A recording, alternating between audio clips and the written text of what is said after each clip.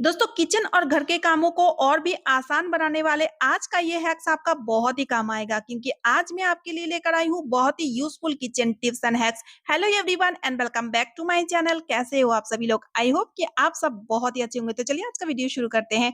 दोस्तों आज का मेरा पहला टिप है इस तरीके का कुशन कवर या पिलो कवर को लेकर के। तो अक्सर क्या होता है हमारे पास कुछ ना कुछ एक्स्ट्रा में इस तरीके का कुशन कवर हो गया या पिलो कवर होता ही है। तो हम क्या करते हैं उसको कुछ इस तरह से फोल्ड करके अलमीरा में रखा करते हैं। तो इस तरह से रखने से आप देखिएगा एक तो जगह बहुत घेर लेता है और दूसरा तो आप देखिएगा इस तरीके का लाइट कलर कुशन कवर या तो फिर पिलो कवर हो ना, तो उसको अगर कवर करके ना रखा जाए तो वो बहुत जल्दी गंदा हो जाता है। तो इसके लिए बहुत ही बढ़िया सा एक उपाय लेकर आ चुकी हूँ जिससे कि आप देखिएगा बहुत ही कम जगह में और बहुत ही बढ़िया तरीके से इसको आप रख पाएंगे। तो सबसे पहले तो इसको कुछ इस तरह से रोल आकार में फोल्ड कर लीजिए।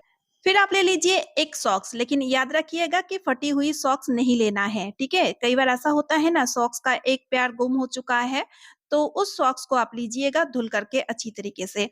फिर उसके बाद आप जो भी ले रहे हो कुशन कवर या पिलो कवर उसको इस तरह से सॉक्स के अंदर डाल दीजिए। फिर आप देखेंगे ये कितना बढ़िया तरीके से ऑर्गेनाइज हो जाएगा, जिससे कि एक तो जगह बहुत कम लेगा, कम घेरेगा जगह जैसे कि आप देख पा रहे हैं। दूसरा तो आप देखिएगा धूल मिट्टी से भी बचेगा क्योंकि ये कुछ इस तरह से कवर होके रहेगा।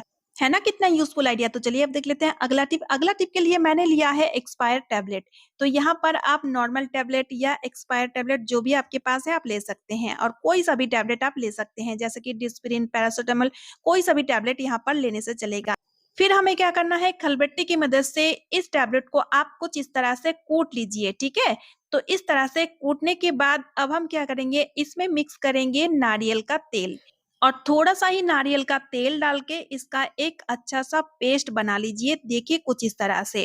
अब देखिए दोस्तों जैसे कि अभी बारिश के दिनों में फोड़ा, फुंसी, दाँत बहुत तरीके का प्रॉब्लम होती है, तो आप फोड़ा, फुंसी में या दाँत है उस जगह में अगर इस पेस्ट को आप लगाएँगे ना, तो आप देखिएगा कुछ ही दिनों में ये ठीक हो जाएगा बिना मेडिसिन।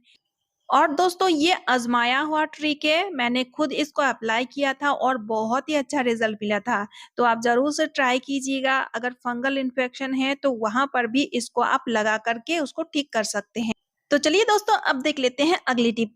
तो अक्सर कई बार दोस्तों जब कभी भी हम रोटी बेलते हैं ना, तो इस तरह से रोटी जो है ना बार-बार बेलन में चिपकने लगती है और जैसे ही वो चिपकती है ना इस तरह से हम छुड़ाते हैं, फिर रोटी बेलते हैं, फिर चिपक जाती है। तो इससे क्या होती है एक तो हमारी काम बहुत बिगड़ जाती है, दूसरा तो आप देखिएगा कि टाइम बहुत ज़्यादा लग जाती है और इसलिए हम बहुत ज़्यादा इरिटेट भी हो जाते हैं। तो ऐसा ना हो इसके लिए बहुत ही बढ़िया-सा उपाय लेकर आ चुकी हूँ। तो जिस आटा का इस्तेमाल लेकर के आप रोटी बेलते हैं, यानी कि जो सूखी हुई आटा है, उसको ना इस तरह से आप थोड़ा-सा भून लीजिए। यानी कि बहुत ज़्यादा भूनने की कोई ज़रूरत नहीं है, इसका कलर वगैरह चेंज करने की ज़रूरत नहीं है, हल्का-सा इसको कुछ ही सेकंड के लिए इस तरह से भून लेना है।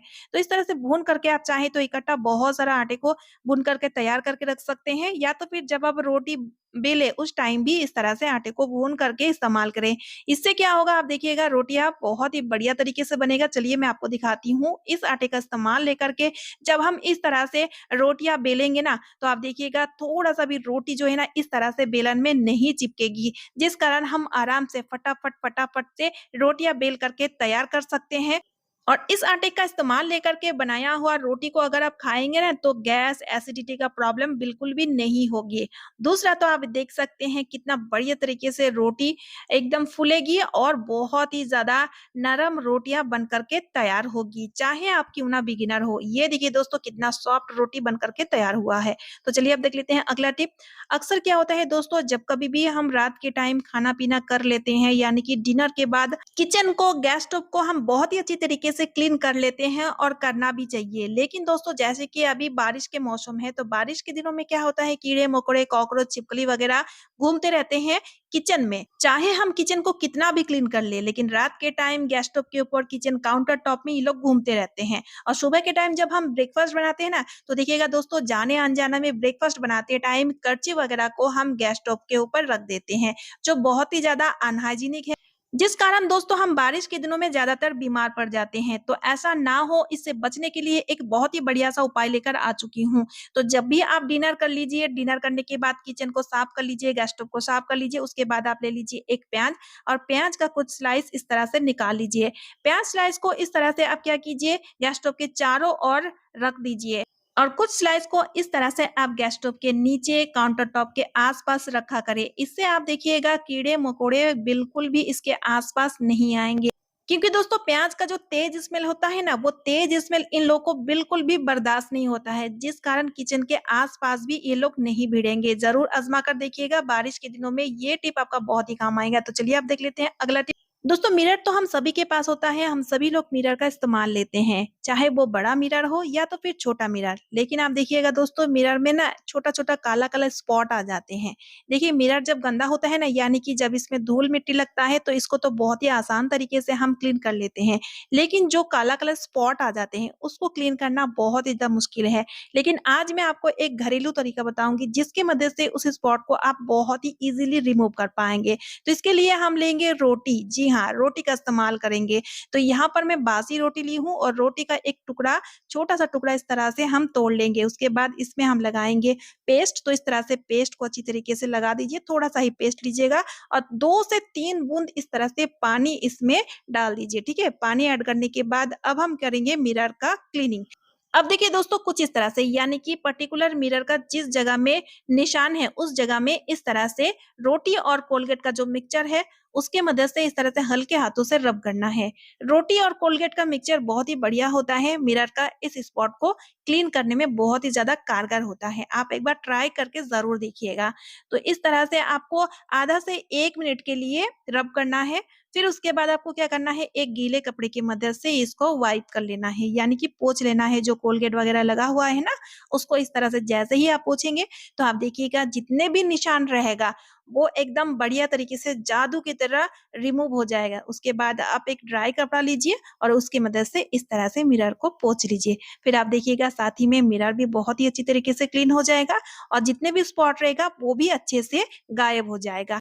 ये बहुत ही यूज़फुल ट्रिक है। मैं खुद इस तरह से मेरा मिरर को मैं क्लीन करती हूँ, जबकि ये मिरर 10 साल पुराना है। लेकिन आप देख सकते हैं ये मिरर अभी भी चमक रहा है, क्योंकि हमेशा मैं मिरर को इस तरह से क्लीन करती हूँ।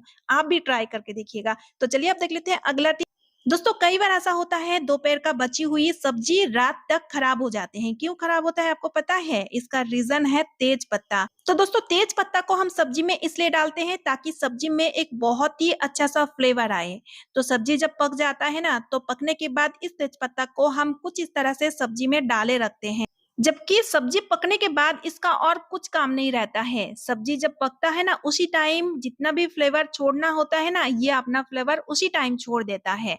तो हम ये गलतियाँ करते हैं कि सब्जी पकने के बाद भी इस तरह से सब्जी में डाले रखते हैं और इसीलिए सब्जी बहुत जल्दी खराब हो जाता है। तो आप क्या कीजिए, अगर आप सब्जी को स्टोर करके रखना चाहते हैं, पहले तो आप सब्जी में से तेज पत्ता को हटा दीजिए। इससे क्या आप देखिएगा आपका सब्जी जल्दी खराब नहीं होगा। सो फ्रेंड्स आज का वीडियो मैं यही पेंट कर रही हूँ। आई होप आप सभी को आज का वीडियो यूज़फुल लगा है। वीडियो यूज़फुल लगने पे वीडियो को ज़्यादा से ज़्यादा शेयर कर दीजिएगा। एक लाइक करके मुझे मोटिवेट कीजिएगा। साथ ही साथ चैनल को सब्सक्राइब ज़रूर कर लीजिएगा ताकि वीडियो का नोटिफिकेशन आपको मिलता रहे। तो चलिए मिलती हूँ नेक्स्ट वीडियो में। Bye friends, thanks for watching and take care.